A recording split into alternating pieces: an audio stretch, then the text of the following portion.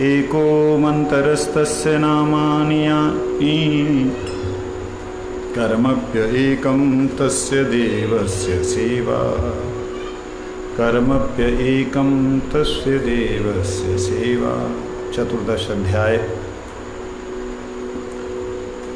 15 number श्लोक।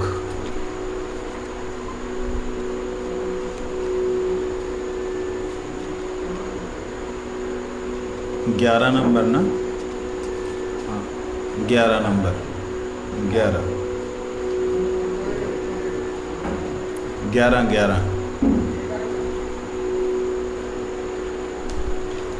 चतुर्दश अध्याय 11 श्लोक। सर्वद्वारेषु देहेऽस्मिन् प्रकाशोपजायते ज्ञानं यदा तदा विद्याद्विवृद्धं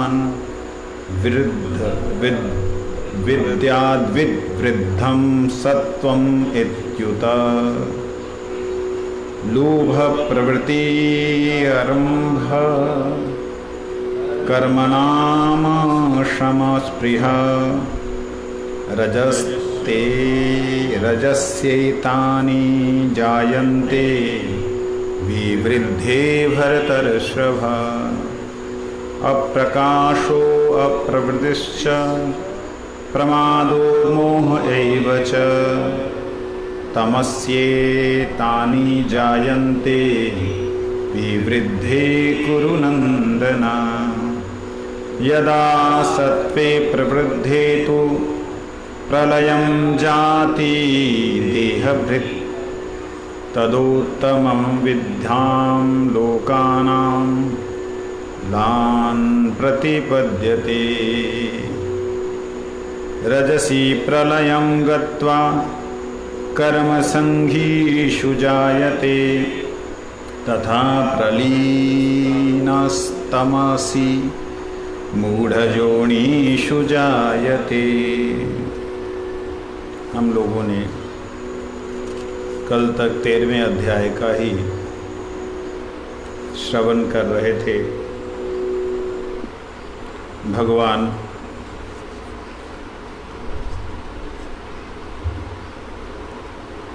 क्षेत्रज्ञ के बारे में बोलते बोलते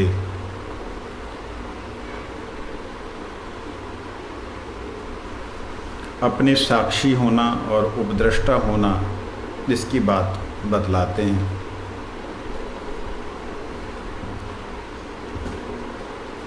और सबको धारण पोषण करने वाला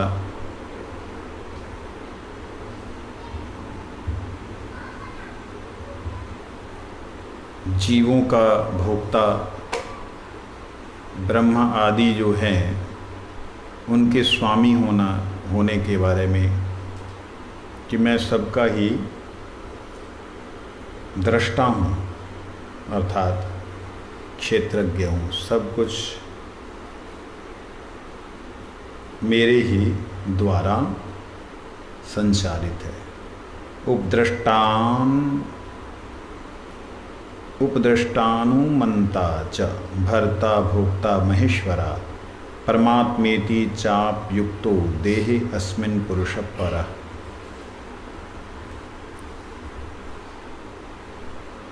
तेरहवें अध्याय का जो 22वां श्लोक है उसमें भगवान इस बात को कहते हैं। क्या कहते हैं? अर्जुन,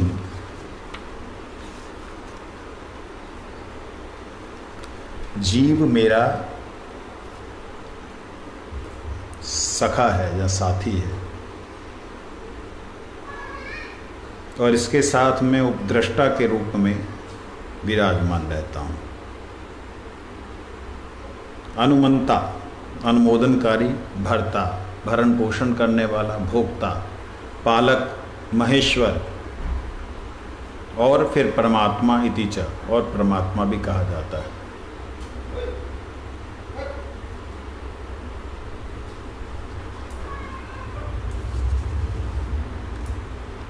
इस देह में स्थित आत्मा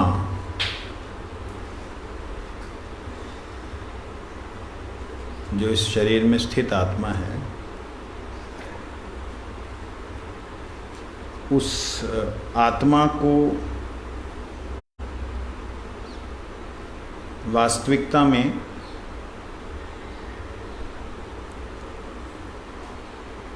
महेश्वर कहा है, लेकिन वैष्णवों का दृष्टि बिल्कुल अलग है इससे।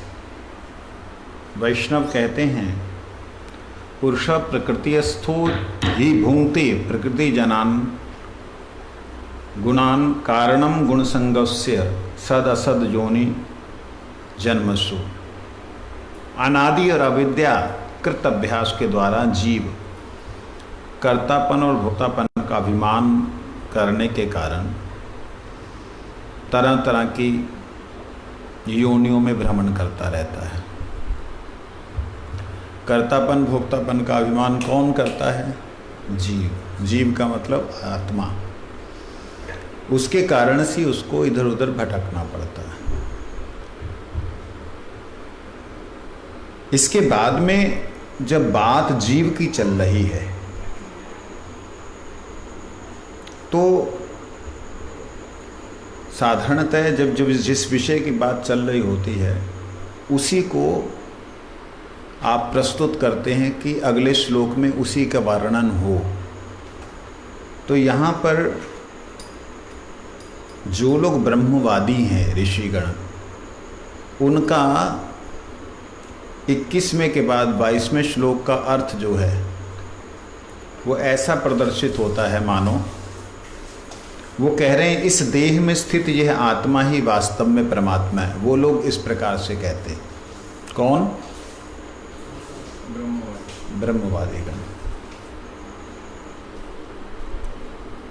कहते वो साक्षी होने के कारण से उपद्रष्टा है, यथार्थ सम्मति देने वाला अनुमंता है, सबका धारण पोषण करने वाला भर्ता है, जीव रूप से भोक्ता, ब्रह्मा आदि का भी स्वामी होने से महेश्वर और शुद्ध सच्चिदानंद घन होने से परमात्मा, ऐसा कहा गया है।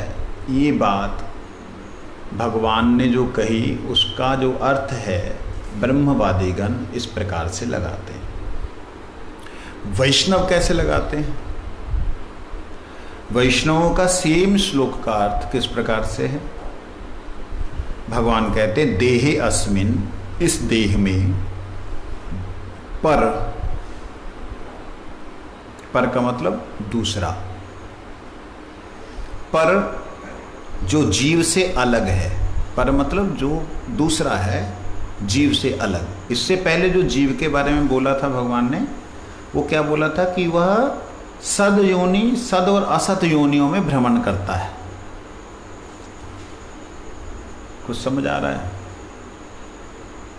जीव के बारे में बोला सद असद योनियों में भ्रमण करता है और उनके प्रकृति के संग के कारण उसको सुख दुख प्राप्त होते हैं। इसके साथ में भगवान ने दूसरा जो श्लोक बोला, उपद्रष्टा अनुमंता च भर्ता भोक्ता महेश्वरा परमात्मेति चाप युक्तो देहे अस्मिन पुरुषः परा। एक पर पुरुष भी है इस शरीर में, वो है। इसके अलावा एक पर पुरुष भी है। इसी चीज को जब उन्होंने व्याख्या की तो वह पर पुरुष को उन्होंने अलग नहीं बतलाया। उन्होंने बतलाया कि इसी शरीर में जो आत्मा है वही परमात्मा है। उन लोगों ने ऐसा वर्णन किया और वैष्णव लोगों का वर्णन बिल्कुल अलग हो जाता है। वो कहते पर पुरुष एक दूसरा भी आत्मा है, और जो दूसरी आत्मा है वो कैसी है? वो परात्मा है। परमात्मा परात्मा, उसके लिए कहते हैं वो कैसा है? उपद्रष्टा, वो साक्षी है। अनुमंता, वो अनुमति देने वाला है। ठीक है, तू जो करता कर, मैं तेरे कार्य में बाधा नहीं डालता। भरता, जितने भी जीव हैं उन सबका भरण पोषण करने वाला है। लेकिन ये भरता शब्द का क्या प्रत्येक जीव के साथ ये शब्द प्रयोग हो सकता है?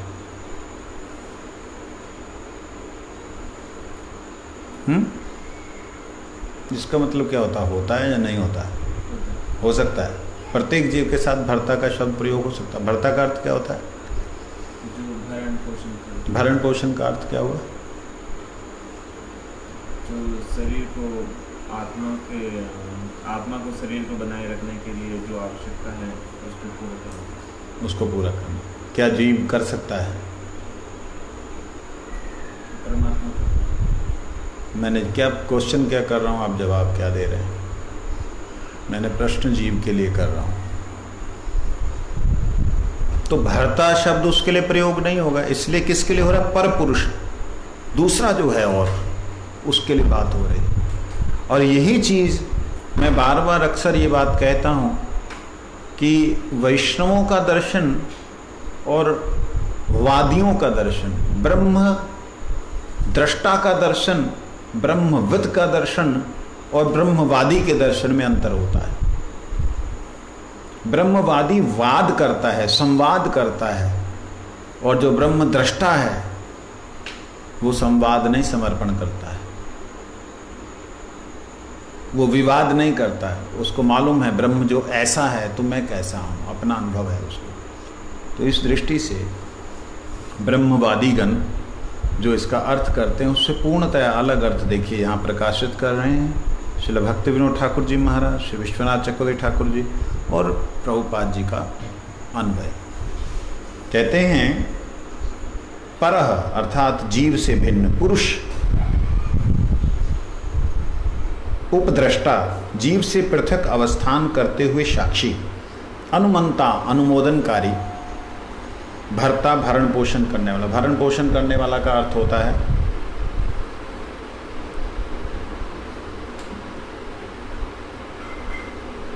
भरण पोषण करने वाले का अर्थ होता है भरण जो नहीं है उसको भरना, वो देना, उसको जुगाड़ करना, उसको प्रदान करना। पोषण जो है उसकी पुष्टि के लिए उसको रक्षा करना, उसको पोषित करना। उसको जैसे शरीर की रक्षा करने के लिए पोषण की ज़रूरत है, पोषक तत्वों की ज़रूरत है, ऐसे ही वस्तुओं की ज़रूरत पड़ती है हमारे को व्यवहार करने के लिए। तो वो पोषण हो गया, भरण भरना, पोषण रक्षा करना। तो भरण पोषण ये केवल मात्र भर्ता कर सकता है। भर्ता शब्द का अर्थ पति होता है। भरतार शब्द जो है पति के लिए प्रयोग किया जाता है। तो पति शब्द का मतलब ये संसार की दृष्टि से भोगी नहीं, स्त्री पुत्र पति पत्नी वो नहीं। पति शब्द जो है भर्ता के लिए प्रयोग होता है, अर्थात जो हमारा भरण पोषण करने वाला है। फिर आ गया भोक्ता। भोक्ता का मतलब भोग करने वाला है, लेकिन भोक्ता का मतलब होता है पालक। पहला बार इस भोक्ता शब्द का पालक अर्थ यहाँ पे दिया है। जो पोषण करे और पालन करे। पालन पोषण, भरण, भरण पोषण पालन, ये तीन अवस्थाएं, तीन चीज़ें, तीनों अलग अलग हैं, तीनों के अर्थ अलग अलग हैं। कहते वो महेश्वर है। कौन है वो? महेश्वर। अपि परमात्मा इति च उक्त, और उसे परमात्मा भी कहा गया है।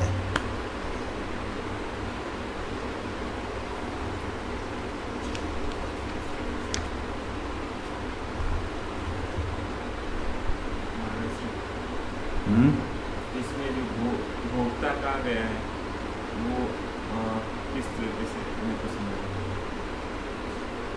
श्लोक में आया भोक्ता महेश्वरा। भोक्ता भोक्ता महेश्वर। भोक्ता किस तरह? भोक्ता मतलब जो वस्तु है उसका एकमात्र मालिक वही है। मेरी उंगली मैं इसका मालिक हूँ, मैं इसका भोक्ता हूँ। ये उंगली मेरी है, मेरे से है, मेरे द्वारा है, मेरे लिए है।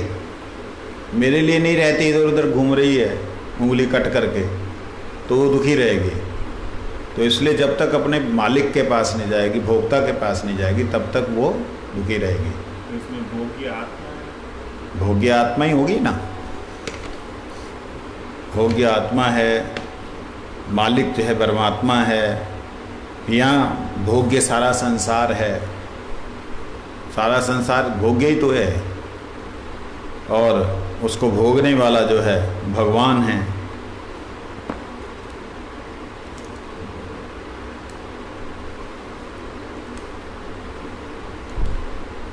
इसलिए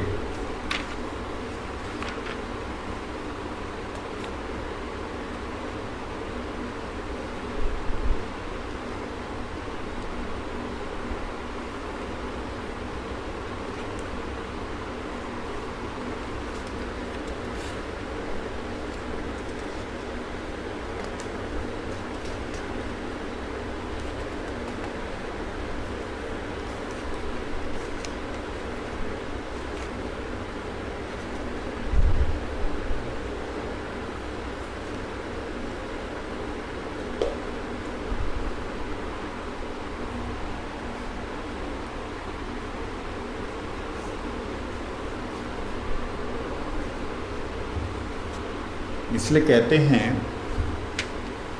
भावानुवाद में भक्ति विनोद ठाकुर जी विश्वनाथ जी की जो भावानुवाद किया है उसमें कहते हैं जीवात्मा के संबंध में कहने के बाद अब परमात्मा के विषय में बता रहे हैं। यद्यपि अनादि मत पर ब्रह्म, ये 13वें अध्याय का 13वां श्लोक, अर्थात जो गीता प्रेस गोरखपुर की उसमें 12वां श्लोक, हमारी जो गीता है उसमें 13वां श्लोक।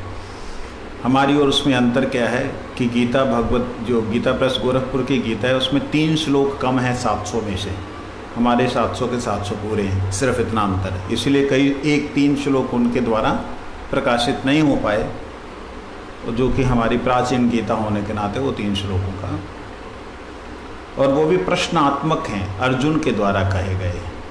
तो इसलिए ऐसा नहीं है कि भगवान का कोई ऐसा श्लोक गौड़ी संप्रदाय ने घुसा दिया जिसमें कि भगवान की भगवत्ता प्रकाशित हो रही है, ऐसा नहीं। उसमें भगवान ने कहा है अनादि मत पर ब्रह्म से लेकर के हृदय सर्वस्य अधिष्ठितम 13 से 18 तक इन श्लोकों में सामान्य विशेष से परमात्मा के विषय में बोला गया है। फिर तथापि जीवात्मा के निकट रह करके उसकी पृथकता यहाँ स्पष्ट बताई गई है। निकट है लेकिन पृथक है। इसका मतलब ये है कि देह जो है उस देह के भीतर, गोपालता अपनी उपनिषद में भी है, साक्षी चेता केवलो निर्गुणश्च, श्रुति भी इसके लिए कहते हैं साक्षी चैतन्य केवल निर्गुण कहकर जीव से उसका प्रार्थक्य निरूपण करती हैं। भर्ता अर्थात धारक एवं पालक, भर्ता धारक एवं पालक, भोक्ता का भी यही लगभग अर्थ है। भोक्ता का अर्थ भक्ति विनोद ठाकुर जी ने किया पालक।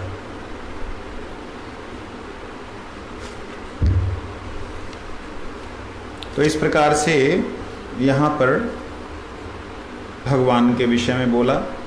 मैंने जैसे कल बतलाया था, जब पंच तत्वों की बात होती है तो इंद्रियां उनसे श्रेष्ठ हैं। पंच तत्वों के ऊपर इंद्रियां क्षेत्रज्ञ हैं, इंद्रियों के ऊपर मन क्षेत्रज्ञ और इंद्रियां क्षेत्र बन जाती हैं। मन बुद्धि अहंकार के ऊपर आत्मा क्षेत्रज्ञ हो जाती है और वह सूक्ष्म शरीर क्षेत्र बन जाता है। इस प्रकार अनंत आत्माएं क्षेत्र स्वरूप हैं। मानो जैसे प्रकाश पुंज जो है वो उस मूल तत्व सूरज का क्षेत्र है। सूरज का क्षेत्र मतलब सूरज की किरणें जहाँ तक जा रही हैं वो उसी का क्षेत्र है। इस प्रकार से भगवान की शक्ति जहाँ तक है वो भगवान का क्षेत्र है। भगवान की शक्ति जीवात्मा जहाँ भी है वो भगवत क्षेत्र ही है।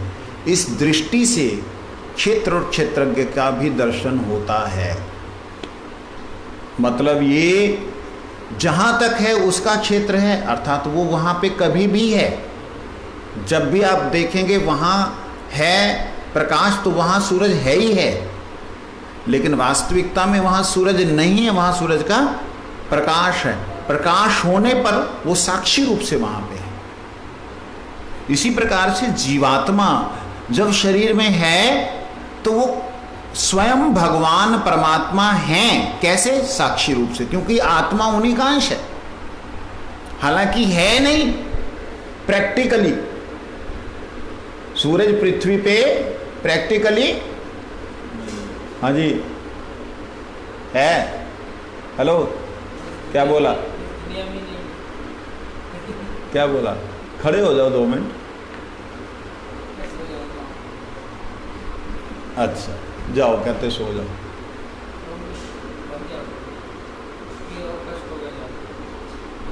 तो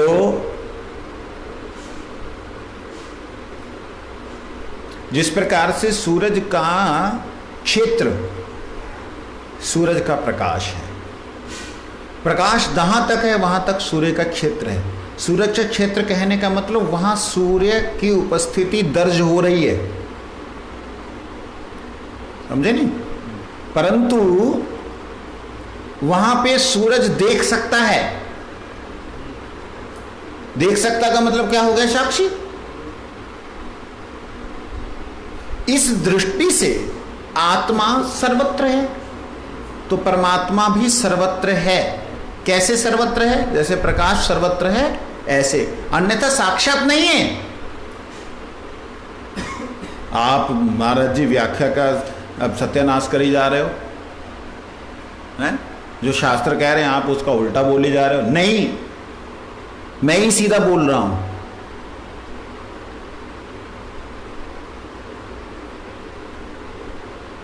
साक्षी रूप कहने का मतलब ही ये होता है, प्रकाश सूर्य का जहां तक है वो उसका क्षेत्र है, और जहां जहां प्रकाश है वहां वहां सूरज का स्वयं दर्शन है। सूरज को वहां की सारी अवस्थाएं पता है जहां जहां प्रकाश फैल रहा है। यह है सूरज का साक्षीपना, साक्षी बनना। लोग कहते हैं कुत्ता बिल्ली भालू ये जितने भी हैं सारे ही परमात्मा है, सब ब्रह्म है, सब भगवान है। अरे बाबा, वो उनकी शक्ति का एक क्षुद्र अंश है जीव। उस क्षुद्र अंश को तुम परमात्मा कह दो। प्रकाश की किरण को, सूरज की एक किरण को आप सूर्य कह दो। सूर्य वाच्य जरूर है, सूर्य शब्द कहलाता जरूर है, मगर वो सूर्य नहीं है। ये बात समझने वाली है। साक्षी का मतलब उनकी शक्ति है वहां। तो शक्ति क्या है? आत्मा। तो आत्मा ही साक्षी है। तो अब जीव क्या हो गया? जब आत्मा ही साक्षी है परमात्मा रूप से, बड़ा विचित्र है ये, ध्यान दीजिएगा, ध्यान से समझिएगा। आत्मा ही अगर साक्षी है तो जीव क्या हो गया? जीव है मन बुद्धि अहंकार रूपी सूक्ष्म शरीर, जो सूक्ष्म शरीर जड़ भी नहीं है और चेतन भी नहीं है। उसमें चैतन्यत्व पूर्ण रूप से प्रकाशित है। वो ही मन बुद्धि अहंकार भोक्ता बनता है, वही वहाँ पे कर्ता बनता है, जिसके कारण भोक्ता कर्ता के कारण उसे दुख भोगने पड़ते हैं। वो उसी मन बुद्धि अहंकार में या आत्मा होने के नाते, दो हो गए अभी, मन बुद्धि अहंकार सूक्ष्म शरीर और आत्मा साक्षी स्वरूप, ये दोनों एक साथ रहते हैं। किसमें? इस शरीर में। और इस शरीर में रहते हुए सारे संसार में ना जाने कितने भ्रमण करते रहते हैं। तो यहाँ पे जो साक्षी स्वरूप परमात्मा कहा है, तो वो फिर आत्मा के भीतर की बात कही है।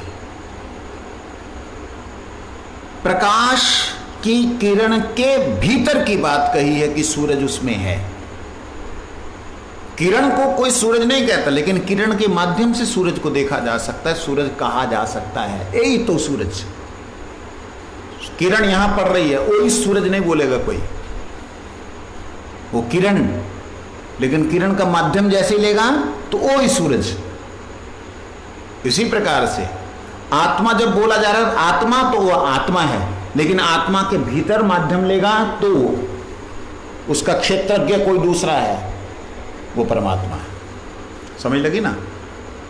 मैंने प्रकाश को क्षेत्र समझाया और प्रकाशक सूरज को क्षेत्रज्ञ समझाया।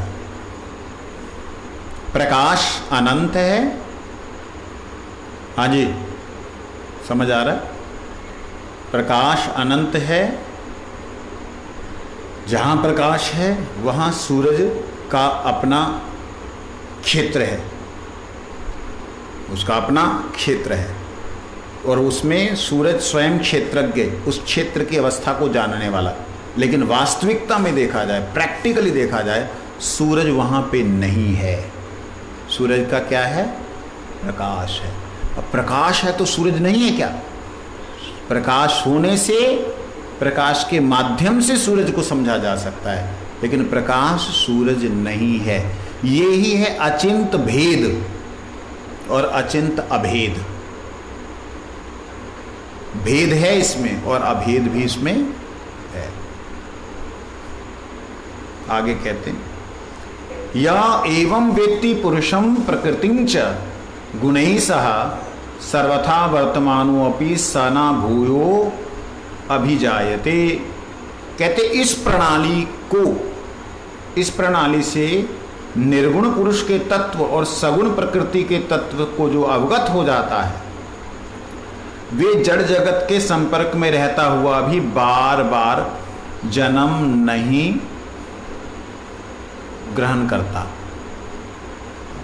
अर्थात प्रत्येक धर्म का आश्रय लेकर मेरी कृपा से मेरे परम धाम को प्राप्त होता है। यहाँ क्या कहते हैं? इस प्रकार पुरुष को और गुणों के सहित प्रकृति को जो मनुष्य तत्व से जानता है, वे सब प्रकार से कर्तव्य कर्म करता हुआ भी नहीं जन्मता। थोड़ा सा इसको भी समझिए। क्या कहते हैं? इस प्रकार से, किस प्रकार से?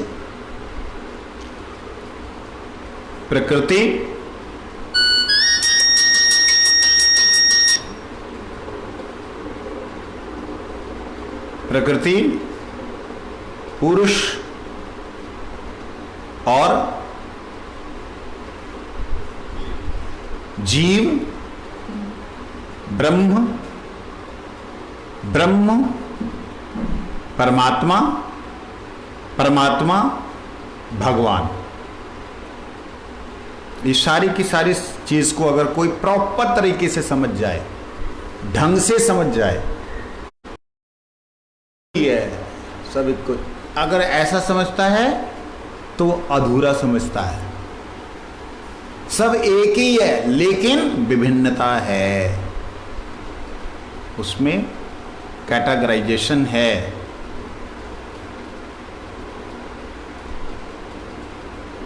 उसमें अलग अलग है,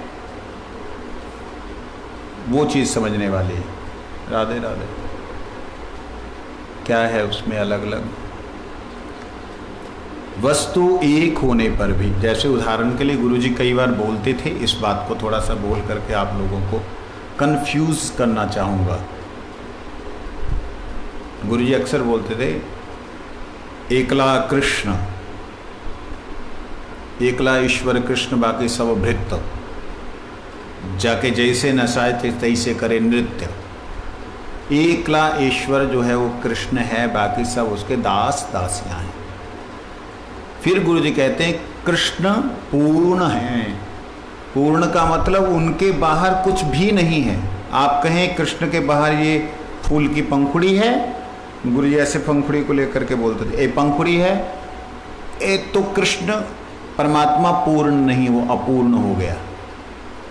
पूर्ण बोलने का मतलब किंचित मात्र कुछ भी ऐसा तत्व नहीं जो उससे बाहर हो। अब ध्यान दीजिए, मेरा शरीर, मैं शरीर, अगर मैं अपने शरीर से अलग ना हूं, अगर मैं अपने शरीर से अलग ना हूं, तो मेरे शरीर में जो कुछ है वो मैं हुआ कि नहीं?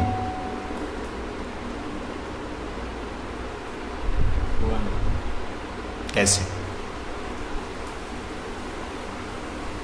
पूरा शरीर एक मैं हो गया। तो मेरे शरीर में जो जो है, हाथ पैर नाक मान खून त्वचा ये वो वाला, वो मेरे से अलग हुआ?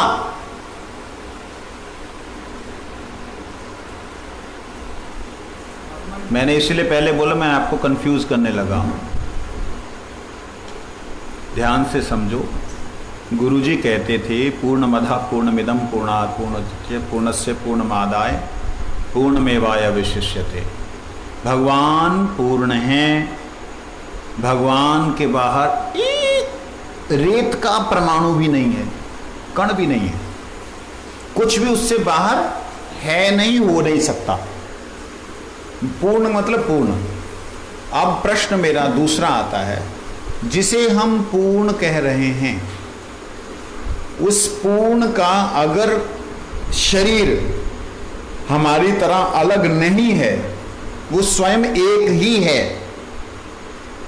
तो उसके भीतर जो कुछ है वो उससे अलग है क्या? उसके अलग आइडेंटिटी है क्या? हैं? समझ में नहीं आ रही ना बात? कैसे है? उससे अलग कैसे हो सकता है कोई? मैं तो समझाया, इसलिए तो मैं आपको बोल रहा हूं। उसको आप अलग कैसे मान सकते हो? कुछ भी तो अलग हो ही नहीं सकता जब है ही नहीं। क्यों जी, क्या बोलते हो? फटाफट।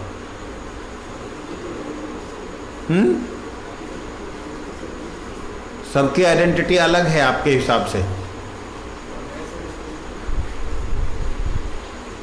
अब मेरे पेट में बहुत सी नाड़ियां बूढ़ियां हैं, बहुत सी हड्डियां हैं, बहुत कुछ है, वो तो हुआ मनुष्य ना।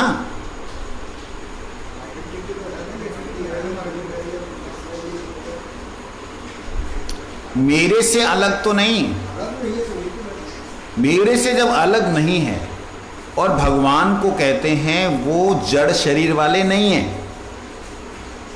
भगवान अनंत प्रकाश स्वरूप हैं, अनंत प्रकाशमान हैं। जब हम इस प्रकार से कहते और सुनते आ रहे हैं, तो फिर अलग से आइडेंटिटी कहां से हो सकती है? यही मायावाद प्रश्न आपको आएगा। आप क्या जवाब दोगे? जैसे उन्होंने जवाब दिया, वो जवाब दिया जा सकता है, परंतु भगवान कहते हैं अहम मैं सर्वत्र हूं और सर्वम मयि पश्यति। मैं सब जगह हूं, सब मेरे में है, और जो मुझे इस प्रकार से सब में और सबको, सब में और सबको मेरे में देखता है, सब में मुझे देखता है और सबको मेरे में देखता है, स पश्यति पश्यति, वही वास्तविकता में देखता है जो देखने योग्य है। वहां पे ऐसी बात कही भगवान ने गीता में। और फिर हम लोग कैसे कह रहे कि हम उनसे बिछड़ गए, हम उनसे अलग हैं, हम विमुख हैं? कहां से हो गए? है कहां? कौन विमुख रह गया फिर? कौन गलत रह गया फिर? सब कुछ उनके भीतर ही तो चल रहा है। तो ये मायावाद का एक बहुत बड़ा अस्त्र है, जो आपके पास में जब सामने आएगा, क्या जवाब दोगे? उसको मैं आपको लोग बताने जा रहा हूं। उसको थोड़ा सा ध्यान से सुनिए। आपकी कसरत मैंने इसलिए कराई कि ऐसे मत समझो कि हम सब कुछ जानते हैं, वैष्णव सब जानते हैं। जब मायावाद का ये एक छोटा सा प्रश्न है, जब ये प्रश्न आता है, उस वक्त आपके पास में क्या जवाब होता है, ये बात समझने वाली है। क्या इधर उधर देख रहे हो? हैं?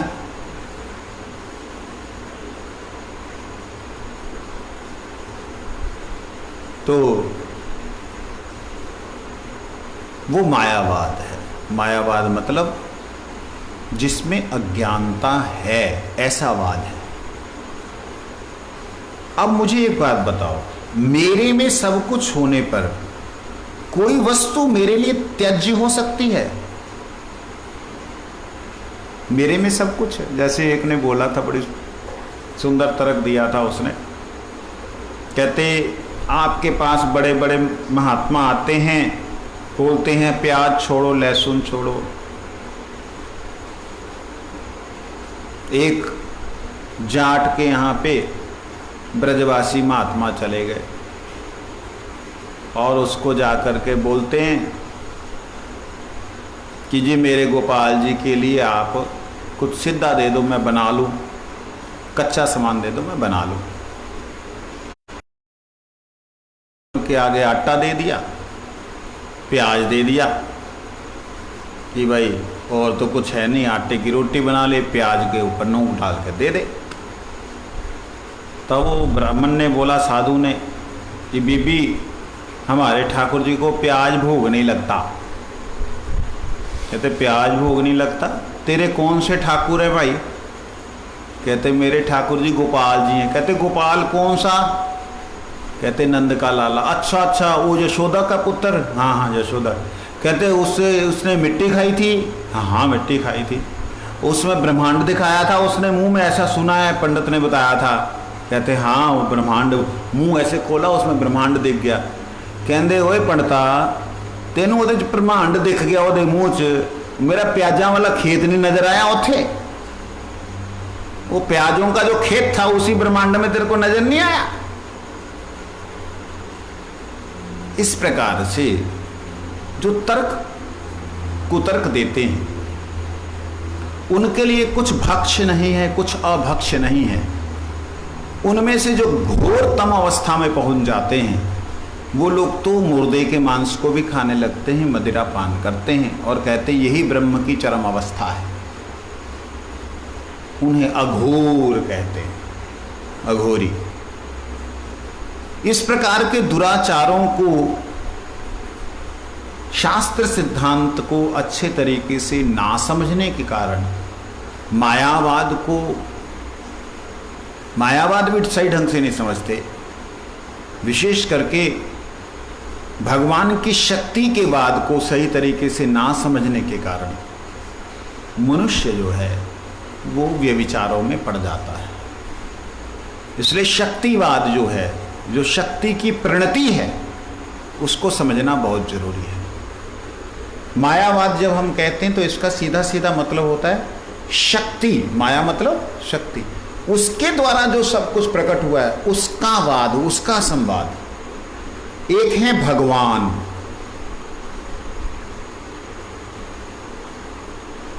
एक है भगवान की शक्ति। शक्ति शक्ति मतरो अभेदः, शक्ति शक्तिमान से हमेशा ही अभिन्न है, कोई भी उसमें भेद नहीं है। शक्ति शक्तिमान में भेद नहीं होने के नाते से कई लोग शक्ति को ही शक्तिमान बोलते हैं, शक्ति को ही शक्तिमान कहते हैं। यही एक अज्ञानता है, बस और कुछ नहीं। शक्ति को शक्तिमान कहना ये अज्ञानता कैसे है? सबसे सुंदर उदाहरण इस दुनिया में अगर है तो सूर्य है। सूरज का प्रकाश सूरज से है, सूरज में है, सूरज के द्वारा है, सूरज के बिना नहीं है। सूरज का प्रकाश सूरज के बिना नहीं है, लेकिन सूरज का प्रकाश सूरज में होने पर भी सूरज से अलग है। समझ रहे हैं ना? भगवान में सब कुछ और भगवान में नहीं है। सूरज में होने पर भी सूरज से, ऐसे ही भगवान की अपनी आभा, अपनी शक्ति अपने में होने पर भी अपने से अलग भी है। जहां अलग है, वो जहां अलग है वो सारा ही उसके अंदर ही गिना जाएगा। जैसे मैंने सबसे पहले इस बात को बोला, सूरज का प्रकाश जहां तक है वो सारे का सारा क्या है? सूर्य क्षेत्र है ना।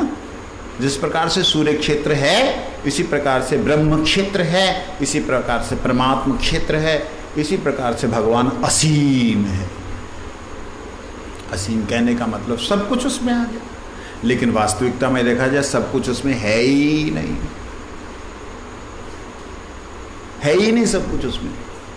सूरज में प्रकाश है, लेकिन सूरज में प्रकाश है ही नहीं, क्योंकि वो तो सर्वत्र फैला हुआ है। सूरज में तो लपटें हैं।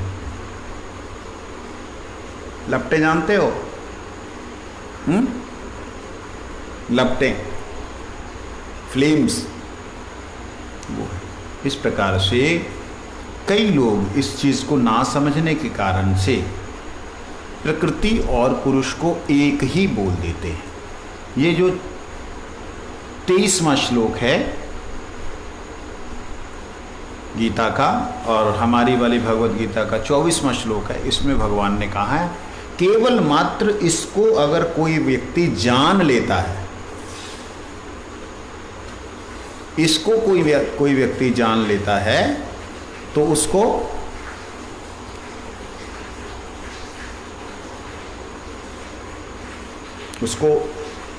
सारे कर्म करते हुए भी कोई भी जन्म मृत्यु के चक्कर में नहीं पड़ना पड़ता, वो मेरे परम धाम को प्राप्त हो जाता है। इस बात को जान यह एवं वेति पुरुषम प्रकृतिं चै गुणेन सह, गुण के साथ में, प्रकृति के गुणों के साथ में पुरुष को जान लेता है। सर्वथा वर्तमानो अपि, हमेशा वर्तमान होते हुए भी ना स भूयो अभिजायते, ना वो भविष्य में कभी उसका जन्म होता है। वो वर्तमान में होने पर भी उसका भविष्य में जन्म नहीं होता। ये बात बड़ी सुंदर बात है। ध्यानेन आत्मनि पश्यन्ति केचित् आत्मानम् आत्मनः अन्य सांख्येन योगेन कर्म योगेन च परे। उस परमात्मा के कितने ही मनुष्य तो शुद्ध हुई, उस परमात्मा को कितने ही मनुष्य तो शुद्ध हुई बुद्धि, सूक्ष्म बुद्धि से ध्यान के द्वारा हृदय में देखते हैं, अन्य कितने योग के द्वारा और कुछ कितने ही कर्म योग के द्वारा देखते हैं, अर्थात प्राप्त करते हैं। जिनके बारे में, जिन परमात्मा के बारे में भगवान कह रहे हैं, जिन परमात्मा मतलब खुद के बारे में नहीं बोल रहे, हाँ नहीं, खुद के बारे में नहीं बोल रहे। क्या भगवान परमात्मा नहीं है? ना, भगवान परमात्मा नहीं। तो भगवान क्या है? परात्पर परमात्मा। परमात्मा का ही परमात्मा है, ईश्वरों का भी ईश्वर है। इसलिए वो अपने परमात्म तत्व के विषय में बतला रहे हैं। कोई व्यक्ति इन श्लोकों को लेकर के, मैं बार बार उसका नाम लेकर उसको फेमस ना करूं रामपाल इन श्लोकों को लेकर के बोलता है कि देखो भगवान तो स्वयं कह रहे हैं कि उस परमात्मा के शरण में जा, वो है सब कुछ, उसका सारा क्रियाएं हैं। तो ये मूर्खता है। यहाँ कहते हैं ध्यानेन आत्मनि पश्यन्ति, जो ध्यान के द्वारा हृदय में अवस्थित आत्मानम, परमात्मा को, स्वयं का दर्शन और स्वयं को देखता है, उसी को सांख्य लोग विवेक द्वारा, कोई योग के द्वारा, कोई कर्म के द्वारा अपने भीतर अलग अलग दृष्टि से देखते हैं। हे अर्जुन, परमार्थ के संबंध में बद्ध जीव दो प्रकार के हैं। बद्ध जीव दो प्रकार के हैं। संसार में फंसे हुए जीव दो तरह के हैं, बहिर्मुख और अंतर्मुख। नास्तिक, जड़वादी, संदेहवादी, केवल नीतिवादी, ये सब लोग, सब प्रकार के लोग परमार्थ से बहिर्मुख कहे गए हैं। कौन कौन से? नास्तिक, जड़वादी, जड़वादी मतलब जिनको जो दिखता है उसके अलावा और कुछ नहीं मानता। संदेहवादी, हर बात में संदेह, संदेह। भगवान, और कौन भगवान, कैसा भगवान? भाई तू, अब मैं भी क्या हूं? कुछ नहीं, तो शरीर है, उसके बाद कुछ नहीं। तो ऐसे केवल नीतिवादी, केवल राजनीति की बात को जानने वाले, राजनीति की नीति की चर्चा करने वाले, ये जितने भी लोग हैं, ये परमार्थ के बहिर्मुख माने जाते हैं। और नितांत, उसके अलावा नितांत अभेदवाद परायण सांख्य योगी भी परमार्थ परमार्थतः बहिर्मुख के ही अंतर्गत आते हैं। इसमें फिर आते हैं नितांत अभेदवादी। नितांत अभेदवादी कौन है? वो हैं जो कहते हैं सब एक ही माया है, ये सब परमात्मा का ही खेल है, जो कुछ है सब वही है, कुछ है ही नहीं उसके अलावा। ये भी नास्तिक ही हैं।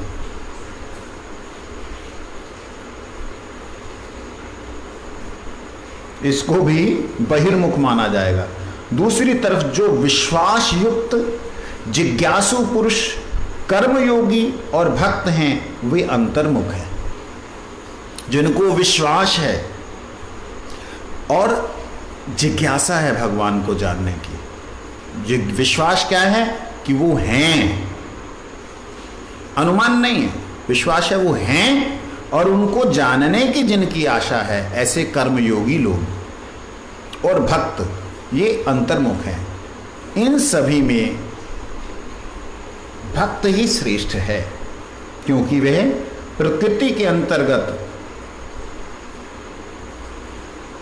आत्म तत्व में चिदाश्रय और परमात्मा का ध्यान करते हैं। कहते भक्त ही श्रेष्ठ है, क्योंकि वह इस प्रकृति, ये जो प्रकृति है, इसके अतिरिक्त आत्मा, प्रकृति, इसके अतिरिक्त आत्मा और चिदाश्रय, आत्मा का जो आश्रय है, परमात्मा जो है, उस चिद का आश्रय, ज्ञान का आश्रय लेकर के उस परमात्मा को जो ध्यान करते हैं। समझ में आई बात? शब्द कुछ ऐसे हैं जो क्लिष्ट हैं, जल्दी से समझ में नहीं आते हैं, लेकिन अगर थोड़ा सा ध्यान देंगे तो समझ में आ जाएगा। प्रकृति के अतिरिक्त जो आत्म तत्व को और आत्म तत्व में अपने आप में ज्ञान का आश्रय करके जो परमात्मा का ध्यान करते हैं। अज्ञान का आश्रय करके नहीं, जैसे मैंने अज्ञान से प्रताड़ित बतलाया था कल परसों, उसका नहीं, ज्ञान का आश्रय करके, मतलब भगवान ने जो कहा है उसको विश्वास करके जो उनका ध्यान करते हैं। विश्वास करने का मतलब ये आश्रय लेना है। और एक है सांख्य योगी, जो प्रकृति की चिंता करते हुए उसके द्वारा परमात्मा को जानने का प्रयास करते हैं। और एक है निष्काम कर्मयोगी, जो भगवत आलोचना का सुयोग प्राप्त करते हैं। कृपा पतितानां पावनेभ्यो वैष्णवेभ्यो। श्री राधा उपनिषद।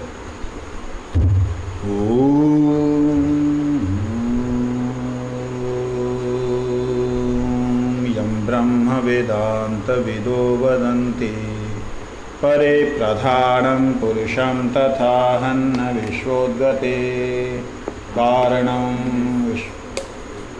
तस्मै नमो विघ्न विनाशाय। ओम शांति शांति शांति।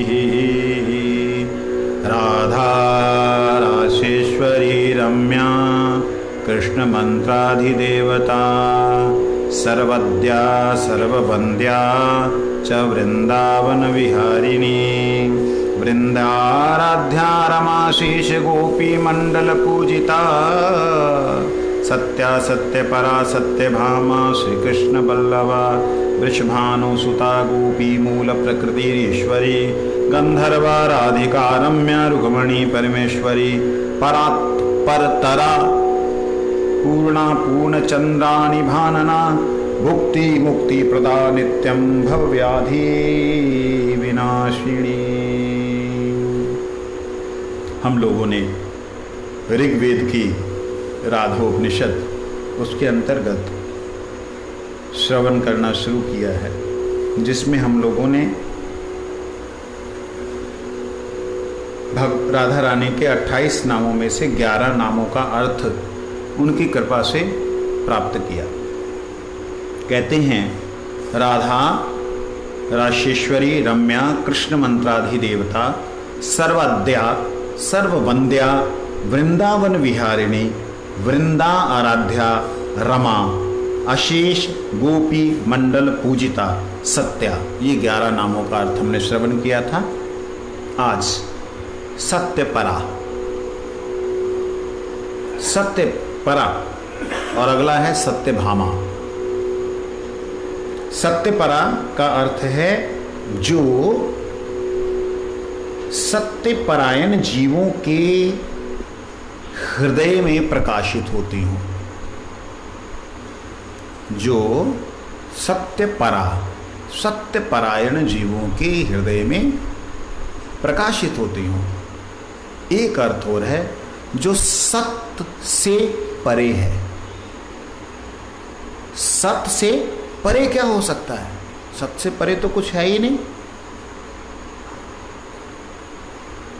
सत्य से परे भी कुछ है, सच्चिदानंद तत्व है, तो सत्य से परे कोई है? सत्यपरा। तो क्यों कहा सत्यपरा?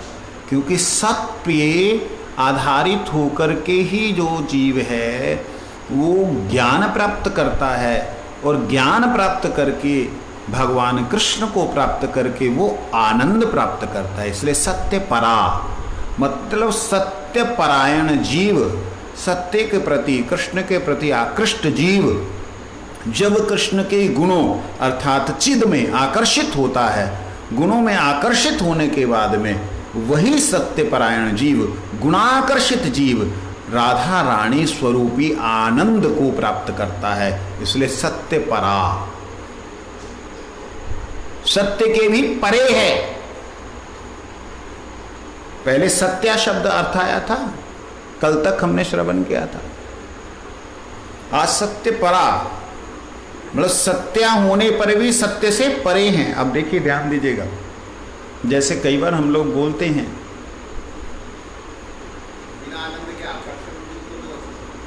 ना, आकर्षण हो जाता है बिना आनंद के भी,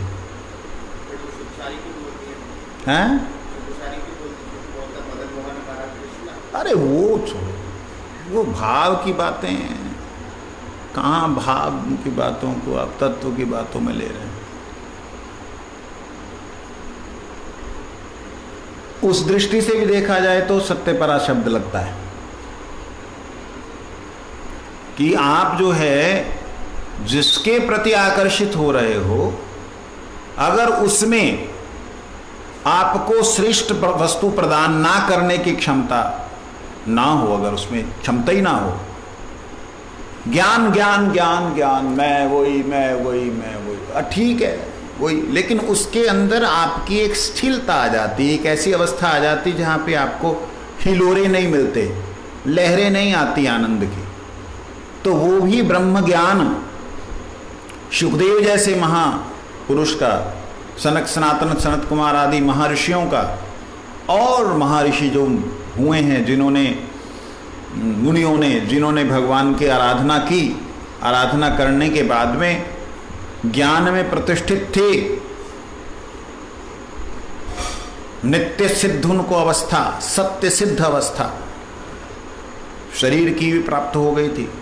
ऐसी नित्य सिद्ध अवस्था प्राप्त होने के बाद, ज्ञान में पूरे ब्रह्म में विलीन होने के बाद में भी उनको उनसे परे, मैं तो कहूंगा सत्यपरा कहा, चिदपरा भी होना चाहिए। सत्यपरा के अलावा चिदपरा भी होना चाहिए, अर्थात ज्ञान से भी परे हैं। सत्यपरा का एक अर्थ यह है कि बलदेव जी से जो परे है सत्य बलदेव हैं। सत्यपरा मतलब बलदेव जी से भी जो परे है, जो बलदेव जी से परे है वो सत्यपरा। तो बलदेव जी का वहां पे प्रवेश नहीं है क्या? कहते नहीं, सत्य परायण जो होगा, अर्थात बलदेव जी के जो परायण होगा उनको ही वह मिलेंगी, मतलब आनंद मिलेगा। जो चिद परायण होगा उन्हें ही वह आनंद मिलेगा। इसलिए सत्य परा शब्द का भाव ये आता है। अब आप देखिए, कोई व्यक्ति, भगवान का नाम सत्य है, क्या है भगवान का नाम? राम नाम सत्य, कृष्ण नाम सत्य, ये सब नाम क्या है? सत्य। क्या बोलते हैं इसके बारे में, नाम के बारे में? नाम चिंतामणि, कृष्ण चैतन्य रस विग्रह, पूर्ण शुद्ध नित्य सत्य, नित्य मतलब सत्य, पूर्ण शुद्ध नित्य मुक्त अभिन्नत्वात् नाम नामिना, नाम और नामी अभिन्न हैं, दोनों में किसी भी प्रकार का कोई भेद नहीं है। जब भेद नहीं है, हम कृष्ण कृष्ण करते हैं तो हमको तो कृष्ण दिखते भी नहीं है, उसका रसास्वादन भी नहीं होता, हम उसका टेस्ट कैसा है हमें पता ही नहीं, कृष्ण नाम का टेस्ट कैसा, मधुर मधुर कहते हैं, लेकिन कैसा मधुर तो दिखता ही नहीं, ना तो शहद की तरह दिखता है ना चीनी की तरह दिखता है। हमारी जिह्वा की मधुरता इन्हीं चीनी और शहद में रह गई, मिश्री तक सीमित रह गई। हमें मधुरता का अर्थ कुछ भी ज्ञान नहीं है। क्यों नहीं है? क्योंकि हम सत्परायण नहीं हैं, हम नाम के परायण नहीं हैं। हम नाम के परायण जो नहीं जीव हैं, उन्हें राधा रानी की सत्य परा शब्द का अर्थ क्या समझ में आएगा? कई लोग सीधा सीधा ना, मैं आजकल बड़ा थोड़ा सा हैरान हूं और परेशान भी हूं, पब्लिकली इस बात को बोल रहा हूं। हैरान हूं उन लोगों से जो लोगों को भगवान के नाम का अर्थ तो पता नहीं,